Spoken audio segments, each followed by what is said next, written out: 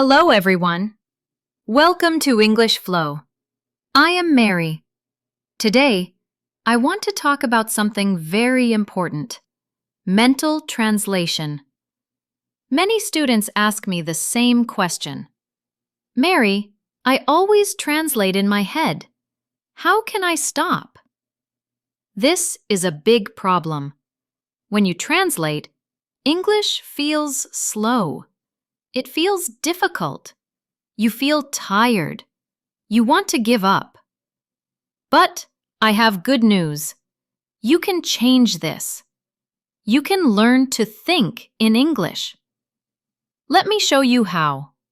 First, let's understand the problem. When you translate, what happens in your brain? You hear English. You think in your native language, then you translate back to English. This takes time. This creates stress. Your brain works like a computer. It has two programs. One program is fast. One program is slow. Translation uses the slow program. It checks every word.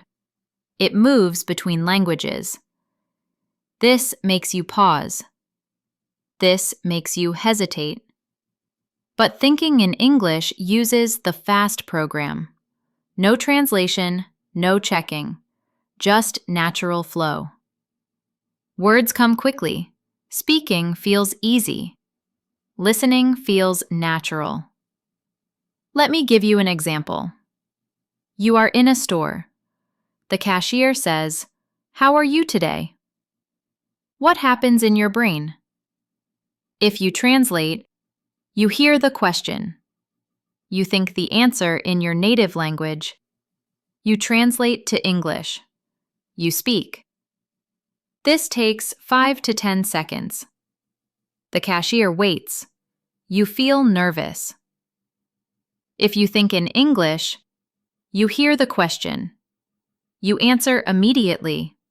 "I'm fine, thanks." No delay, no stress. Natural conversation. See the difference? Translation creates problems. Thinking in English creates solutions. Here's something amazing. Your brain can learn new patterns. Scientists call this neuroplasticity. Your brain can build new roads. Your brain can create new connections. Right now, your brain has a road from English to your native language, then back to English. This road is strong. You use it every day. But you can build a new road, a direct road from English to meaning, from English to pictures, from English to feelings. How do you build this new road? Practice. Small practice. Daily practice. Consistent practice. I want to teach you a special technique. I call it micro moments. What is a micro moment? It's a very small time when you use English. Maybe 3 seconds. Maybe 1 sentence. Here's how it works. When you do daily activities, speak English. Not to other people, to yourself. When you wake up, say, "I'm waking up." When you brush your teeth, say, "I'm brushing my teeth." When you make coffee, say, "I'm making coffee." When you check your phone, say, "I'm checking my phone." These sentences are simple. They feel easy, but they are powerful. Every micro moment trains your brain. Every small practice builds the new road. At first, you might forget. That's normal. At first, you might think slowly. That's okay. With time, the sentences become automatic. With practice, English becomes natural. Many students tell me, "Mare, I don't live in an English country. How can I practice?" I understand this problem. Not everyone can travel. Not everyone can move abroad. but you can create your own English environment. I call it your English bubble. What is a bubble? It's a small space around you. In this space, you use only English. You can make small English bubbles during your day. For example, make an English morning routine. When you wake up, create a 15-minute English bubble. Look around your room. Say what you see. I see my bed. The bed is comfortable. I see my window. The sun is shining. Make an English cooking bubble. When you prepare food, speak English. I'm cutting vegetables. The knife is sharp. I'm adding salt. The soup smells good. Make an English walking bubble. When you go outside, describe what you see. I see trees. The trees are green. I see cars. The cars are moving fast. Start with small bubbles. 10 minutes here, 15 minutes there. Slowly make the bubbles bigger. Make more bubbles during your day. Here's another important technique. When you learn new English words, don't translate them. Connect them to pictures in your mind. Connect them to experiences. For example, you learn the word happiness. Don't think of the translation in your native language. Instead, remember a time when you felt happy. Maybe your birthday, maybe a vacation, maybe time with friends. Connect happiness to that feeling, to that memory. You learn the word ocean. Don't translate it. Imagine blue water. Imagine waves. Imagine the sound of water. Imagine the smell of salt. Connect ocean to these pictures and feelings. This is how children learn. Children don't translate. They connect words to experiences. They connect words to emotions. They connect words to pictures. You can do the same. Your brain will learn to go directly from English to meaning. No translation needed. The power of self-talk. Let me teach you another technique, self-talk. This means talking to yourself in English. It sounds strange, but it works very well. During your day, speak to yourself. Quietly or loudly, whatever feels comfortable.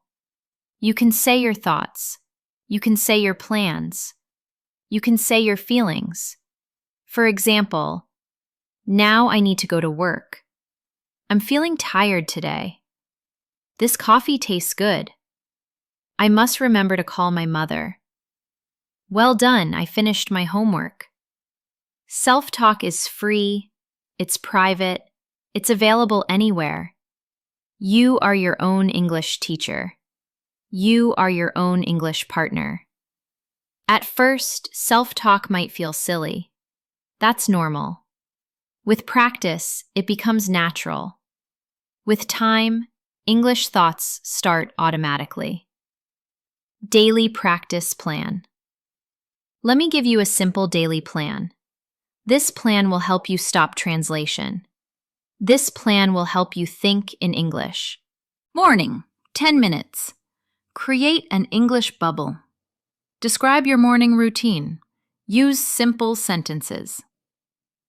During the day, use micro moments. One English sentence for each activity. I'm opening the door. I'm reading email. I'm eating lunch. Afternoon, 15 minutes. Listen to slow English. Don't translate.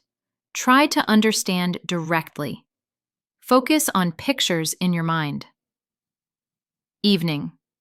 Use self-talk. Tell yourself about your day. What did you do? How do you feel? Use English only. Before bed, practice new vocabulary. Don't translate new words. Connect them to pictures. Connect them to feelings. This plan is not difficult. It doesn't take much time. but it's very effective. If you do this every day, you will see results. Students often have problems with this method. Let me address common concerns. Problem 1. I forget to practice micro moments. Solution. Put reminders on your phone. Write notes. Put them where you can see them. Practice makes automatic. Problem 2. I feel silly talking to myself. Solution. Start quietly. Start in private.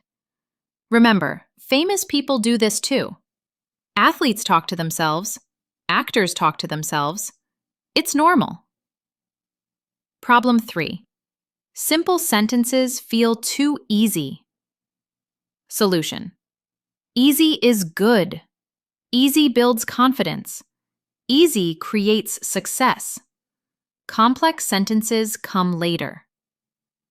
Problem 4. I still translate sometimes. Solution. That's normal. Change takes time. Be patient with yourself. Celebrate small improvements. Problem 5. I don't have time for English bubbles. Solution. Start very small. Even 5 minutes helps. You can practice while doing other activities. Why does this method work? Science shows us interesting facts about the brain. When you translate, you use multiple brain areas. Language area for your native language. Translation area. Language area for English. This is slow and tiring. When you think directly in English, you use fewer brain areas. Only the English language area. This is faster and easier. Also, repetition creates strong neural pathways. Every time you practice a micro moment, you make the English pathway stronger.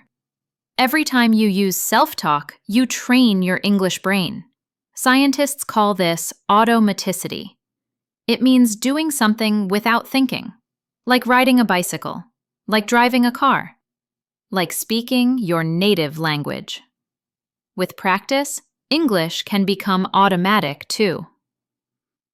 Here's something important. Connect English to positive emotions.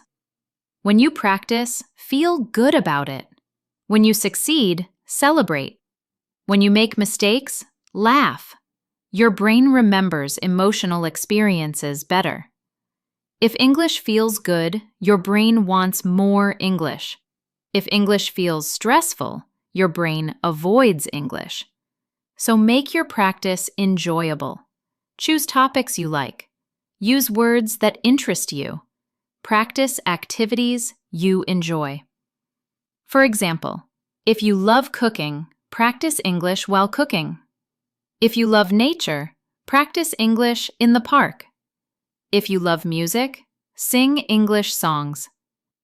When English connects to things you love, learning becomes easy. Turning becomes natural. When basic micro moments become easy, you can try advanced techniques. Internal monologue. Think your thoughts in English. Not just activities, but opinions, plans, worries, dreams.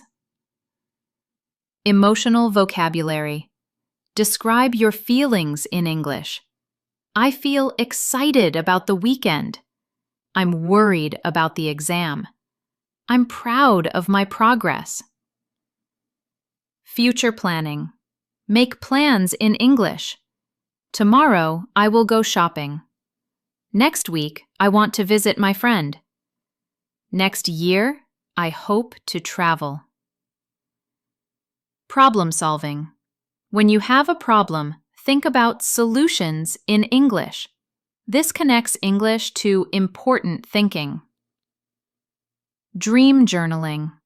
Write about your dreams in English. Dreams connect to deep parts of your mind.